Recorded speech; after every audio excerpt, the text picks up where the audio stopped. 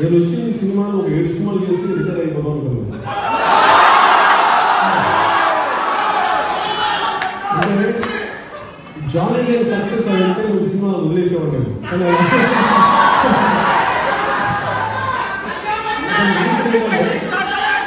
నాకు నిజ జీవితంలో ఉన్న సమస్యలు సినిమాల్లో కానీ నాకు అసలు నాకు సంతోషం ఉండేది కదా. అందులో నాకు విరక్తి వైరాగ్యంతో ఉండేవాడు సినిమాలు చేస్తున్నాను. అందుకే నాకు సినిమాలు అనేది నాకు ఎప్పుడు ఒక ఆనందం ఇవ్వలేదు. కానీ సినిమాల ద్వారా ప్రజా సమస్యలను ముందుకు తీసుకెళ్తాను. సినిమా ద్వారా వచ్చిన ఇమేజ్ నేను ప్రజల సమస్యలు వాడటం అనేది నాకు నిజంగా ఆనందం కలిగింది. అందులో నా సినిమా చాలా దానికోసం కుదిరినంత వరకు సినిమాలు చేస్తాను.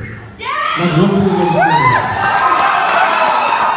కాబట్టి ఒకసారి బాధ్యతలు ఎక్కువైపోయినప్పుడు మటుకు కొంతకాలం సినిమా దూరం ఉండాల్సి వస్తే అంతేగాని సినిమాలు అంటే అయిష్టం అయితే లేదు. ఈ సినిమా అంటే చాలా ఇష్టం.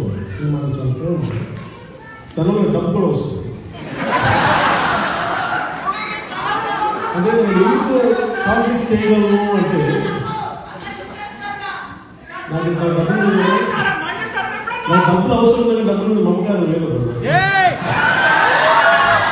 డబ్బులు సంపాదించాలి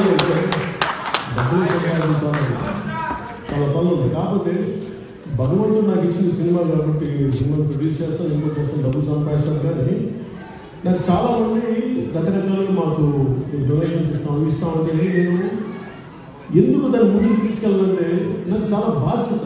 మీరు ఎంతో నమ్మకంతో నాకు ఇస్తారు. ఎంతో నమ్మకంతో నాకు ఎవరైనా ఇచ్చినప్పుడు అది ఇంటెండెడ్ పర్పస్. అది ఏ లక్ష్యం అంటే ఏ అవసరాన్ని ఇచ్చారు, దేనికోసం ఇచ్చారు దాన్ని ఎవరినప్పుడు అది నాకు చాలా బాధ కలిగిస్తే ఆ పాపం నేను చేయలేదు.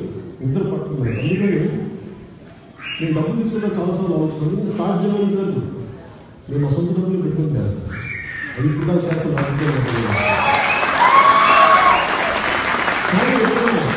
పొలిటికల్ ప్రాసెస్లో డబ్బులు అవసరం అవుతుంది. కానీ దాన్ని ట్రాన్స్పరెన్సీ ఉన్న రోజునే, పారదర్శకత ఉన్న రోజునే నేను దాన్ని అందరికీ తెలియాలి. ఒక రూపాయి నా దగ్గరికి వచ్చినప్పుడు ఆ రూపాయి ఎలా వెళ్తుందో తెలియాలి, ఎక్కడ ఖర్చు అవుతుందో తెలియాలి. కానీ అది తీసుకెళ్ళి వ్యక్తిగతంగా ఎవరు వాడుకున్నా కానీ దాన్ని కఠినంగా చూడాల్సి వస్తుంది, ఇంక్లూడింగ్ నాకు.